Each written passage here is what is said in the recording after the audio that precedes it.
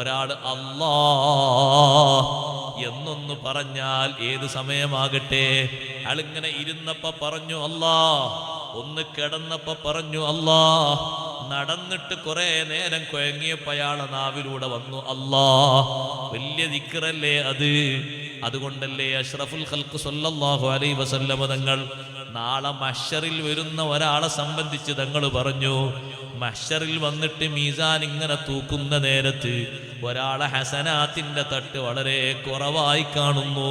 അയാളെ മനസ്സിന്റെ പേടി കൂടുതലായി, മുഖത്തിന്റെ നിറക്ക മാറിപ്പോയി. മീസാൻ കനം തൂങ്ങിയാൽ വലിയ സന്തോഷമാണ്. അള്ളാഹു നമുക്ക് ഭാഗ്യം നൽകുമാറാകട്ടെ. മീസാന് ഹസനാത്തിന്റെ തട്ട് കനം തൂങ്ങിക്കണ്ടാൽ ആ മനുഷ്യന് ലഭിക്കുന്ന സന്തോഷം ചെറുതല്ല.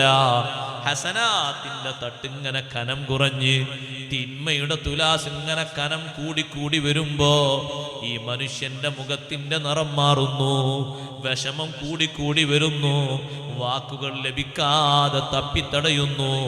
അപ്പോഴതാ ഒരു അപരിചിതനായ വ്യക്തി മനുഷ്യരൂപത്തിൽ ഒരാൾ മുന്നോട്ട് വരുന്നു.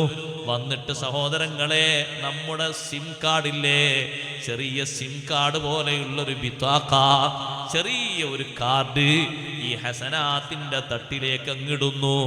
ഹസനാത്തിന്റെ തട്ടിലേക്ക് ഇടുമ്പോ നന്മയുടെ തുലാസ് ഇങ്ങനെ കനം തൂങ്ങി മേലോട്ട് വന്ന് തിന്മയുടെ തുലാസ് കനം കുറഞ്ഞു പോയപ്പോ ഹസനാത്തിന്റെ തട്ട് പൊങ്ങി വന്നപ്പോ ഈ മനുഷ്യന്റെ മനസ്സിൽ വല്ലാത്ത സന്തോഷവും കുളിരും വന്നു.